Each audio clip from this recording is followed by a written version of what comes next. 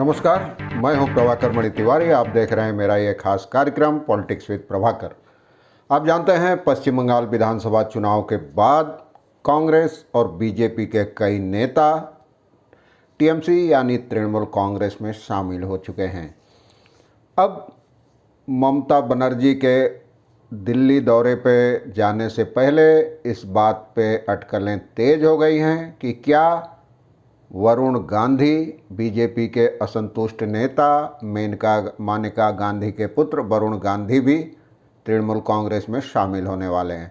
हालांकि तृणमूल कांग्रेस के किसी नेता ने इसकी पुष्टि अब तक नहीं की है, लेकिन बंगाल के राजनीतिक हलकों में, कोलकाता के राजनीतिक हलकों में यह कयास काफ़ी तेज हो गया है और ये ममता की आदत भी रही है। पहले उन्होंने असम में कांग्रेस की वरिष्ठ नेता सुष्मिता देव को पार्टी में शामिल किया, फिर अपने गोवा दौरे के दौरान टेनिस स्टार लिएंडर पेज को पार्टी में लाकर सबको चौंका दिया और अब ममता के इस दौरे को काफ़ी अहम माना जा रहा है, अगले सप्ताह दिल्ली दौरे को, और माना जा रहा है कि वे इस दौरान भी कोई चौंकाने वाला काम कर सकती हैं। आज चर्चा करूंगा इसी की।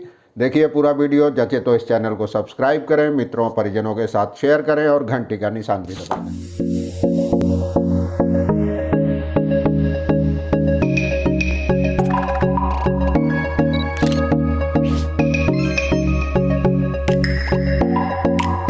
जैसा कि मैंने बताया आपको, ममता बनर्जी अगले सप्ताह राजधानी यानी दिल्ली के दौरे पर जा रही हैं और राजनीतिक हलकों में उनके इस दौरे को काफ़ी अहम माना जा रहा है। और उनके दिल्ली जाने से पहले जब वो गोवा दौरे पर गई थी तो उस समय, पिछले महीने, तो उस समय टेनिस स्टार लिएंडर पेज भी अचानक तृणमूल कांग्रेस में शामिल हो गए थे। और क्या दिल्ली दौरे पर भी ममता बनर्जी ऐसा ही कोई चौंकाने वाला करिश्मा करेंगी?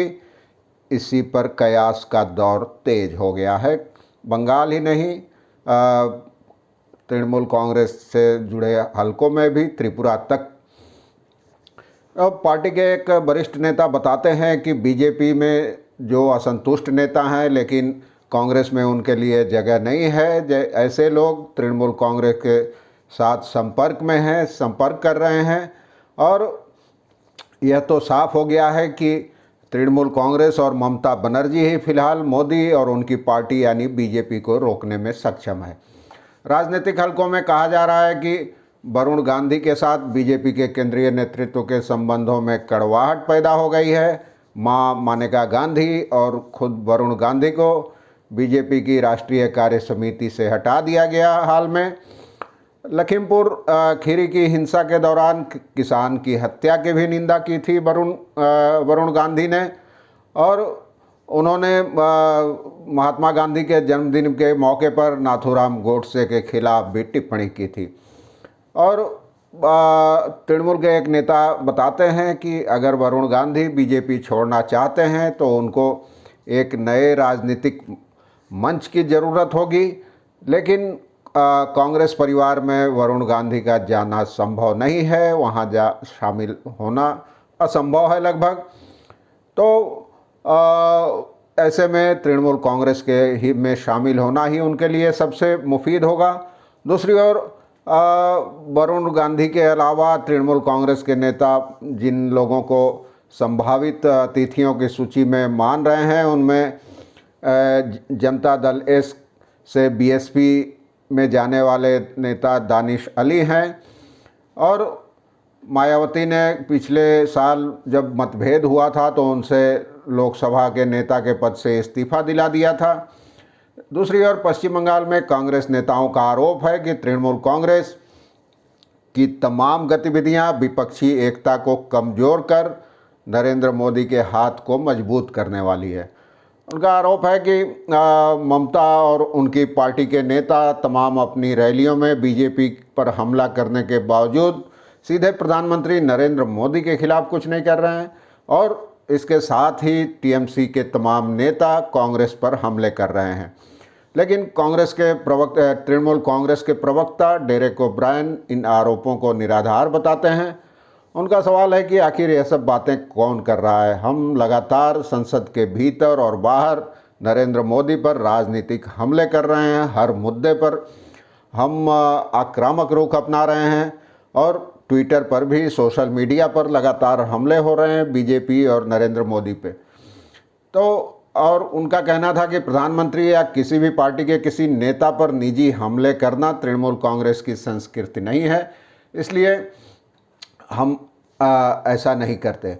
और यह अभी साफ नहीं है कि ममता बनर्जी अपने दौरे के दौरान कांग्रेस नेता सोनिया गांधी से मुलाकात करेंगी या नहीं, लेकिन पार्टी का कहना है कि ममता और सोनिया के बीच में राहुल गांधी के आने से विपक्षी एकता की संभावना कुछ धूमिल तो ज़रूर हुई है।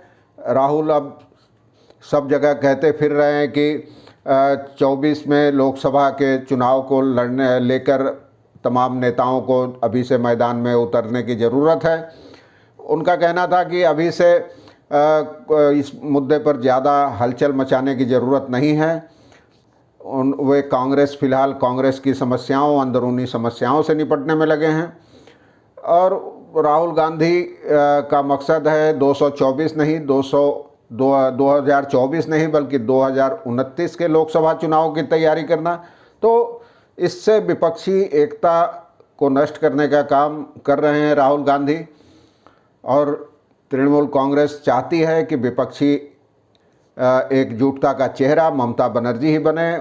उसके नेताओं का कहना है कि सीधे ममता बनर्जी ने साबित कर दिया है कि बीजेपी का मुकाबला अकेले वही कर सकती हैं। और यह तो बात साफ है कि 100 से ज़्यादा सीटें ऐसी है लोकसभा की जहां बीजेपी के साथ कांग्रेस का सीधा मुकाबला है। वहां तृणमूल क्या कोई भी क्षेत्रीय पार्टी मैदान में नहीं है।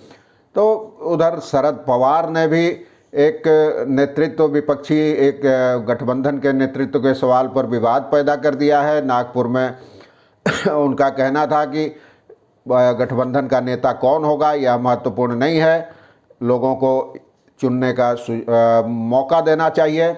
और पहले यह समझना ज़रूरी है कि देश के आम लोग क्या चाहते हैं और हमें लोगों की उम्मीदों पर खरा उतरने के लिए कई नेताओं का समर्थन लेना होगा। उनसे सीधा सवाल पूछा गया था कि क्या बीजेपी विरोधी जो गठबंधन होगा उसका नेतृत्व मुख्यमंत्री ममता बनर्जी ही करेंगी। तो ऐसे परिप्रेक्ष्य में ममता बनर्जी का ये दौरा काफ़ी अहम हो जाता है। इस दौरान और क्या कुछ होता है मैं आपको बताता रहूँगा। आज के लिए बस इतना ही। धन्यवाद, नमस्कार।